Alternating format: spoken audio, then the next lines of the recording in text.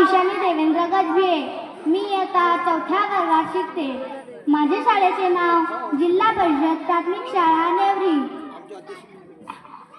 मी तुम्हाला पाणी प्रदूषण या विषयावर बोलणार आहे. मी आहे नाग नदी.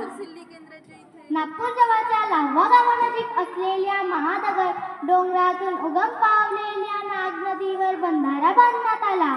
त्याद्वारे निर्माण झालेल्या तलावास अंबाझरी तलाव, बिंबाझरी तलाव म्हणतात. हा बिंबाझरी तलाव आद्य रघुजी भोसले यांच्या बिंबाजी नावाच्या पुत्राने बांधला.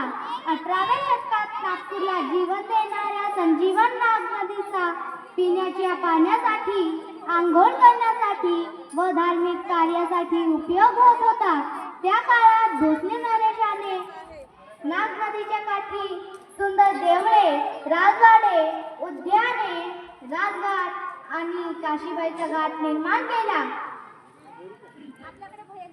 आज संत्रा नगरी म्हणून प्रसिद्ध असलेल्या नागपुरातील पहिली संत्र्याची रोपे दुसऱ्या रघुजीने सियालकोट व औरंगाबादहून आणली आणि आधी तुळशीबाग परिसरात आणि नंतर सबंध जिल्ह्यात लावली. नाग नदीच्या काठी तुळशीबागेतच दुसऱ्या रघुजीने राजवाडा, नाट्यगृह आणि इतर इमारती बांधल्या.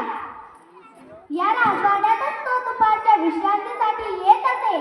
दिवाळीत नाग नदीच्या तीरावर रोषणाई करण्यात येई ती पाहण्यासाठी सबंध शहर जमा होत असे. या नदीला नागपूर शहराच्या हद्दीतच लहान मोठे 235 नाळे येऊन मिळतात. एकूण 17 किलोमीटर लांबीची ही नदी आता जवळजवळ नित्यप्राय झाली आहे. या घाणेरड्या पाण्यासह नाग नदी भिवकुंड टेकडीजवळ कन्हान नदीला मिळते आणि या प्रदूषित नदीमुळे गोसीखुर्दचे पाणी दूषित होत आहे आणि याचा प्रभाव वैनगंगा नदीवरही पडत आहे. महाराष्ट्र प्रदूषण नियंत्रण मंडळाचे नुकत्याच जाहीर केलेल्या पाणी गुणवत्ता व स्थिती अहवालामध्ये नाग नदी त्यांचे जलस्रोत सर्वाधिक प्रदूषित आढळल्याची नोंद ही प्रदूषण नियंत्रण मंडळाने घेतली आहे. नागपूर